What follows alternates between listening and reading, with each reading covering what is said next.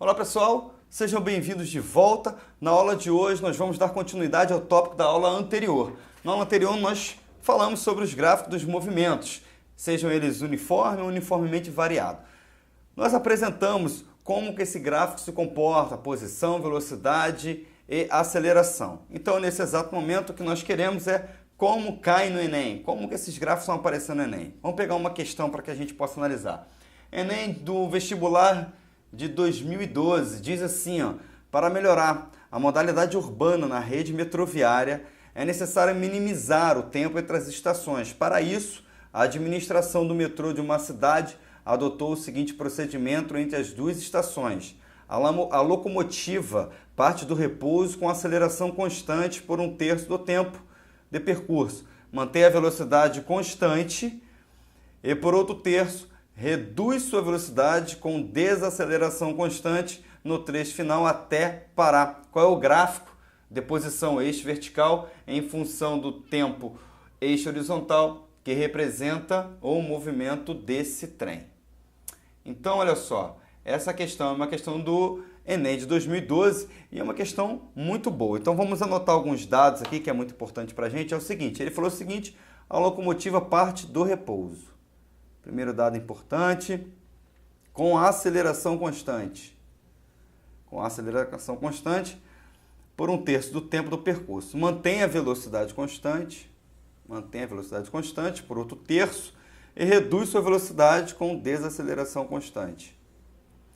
Até o trecho final, até parar, tá bom?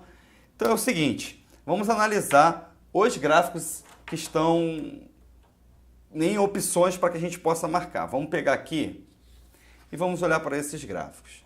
Tá? Qualquer coisa a gente volta na questão. Essas são as opções, letra A, B, C e D, tudo posição com o tempo, tá bom? Vamos rever a aula passada rapidinho. Olha só, quando a gente falava de repouso, se um carrinho estava em repouso, olha, observa como é que está o gráfico em S.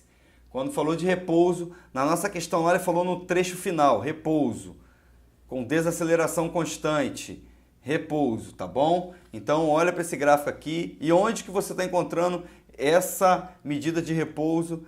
Deixa eu só melhorar aqui que esse gráfico ele faz uma retinha aqui, tá bom? Para nos indicar já a resposta. Então, repouso, tá? No trecho final, se ele parte até parar, né? Manter o repouso, então olha para o gráfico C, a gente já pode olhar para o gráfico C e ver que no final ele tem esse comportamento. Ao contrário que o B está mostrando a concavidade para cima e no gráfico A uma concavidade para baixo.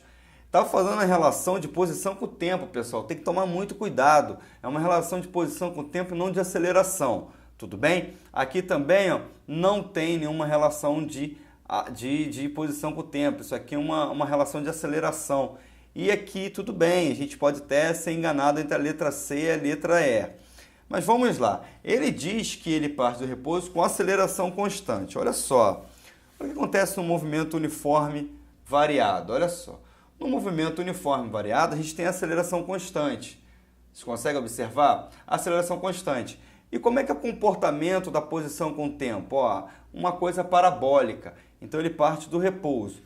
Olhando para essa questão, nós já vemos que na letra E, ele está partindo com uma coisa constante aqui, tá? Esse tipo de movimento aqui seria se fosse velocidade, mas não é velocidade, olha aqui. Isso é velocidade, tá? Uma reta, quando a gente fala do movimento uniforme variado. Então aqui, isso aqui é para velocidade, não é velocidade. Agora na letra C, você já consegue ver o comportamento, ó. Olha só esse comportamento de aceleração. Por que a gente está dando uma informação de aceleração, mas a gente quer análise na posição com o tempo, certo? Então, a primeira parte e a última parte já está dominado. Nós já vimos que esse último trecho... Deixa eu trazer aqui mais para cima. Isso. Esse último trecho tem uma concavidade, aqui tem uma concavidade, depois segue reto, tá? E aqui também tem uma concavidade. Tá bom? E aí ele nos dá uma outra informação que ele diz que metade do movimento, ou seja, 1/3 do movimento, ele segue com velocidade constante.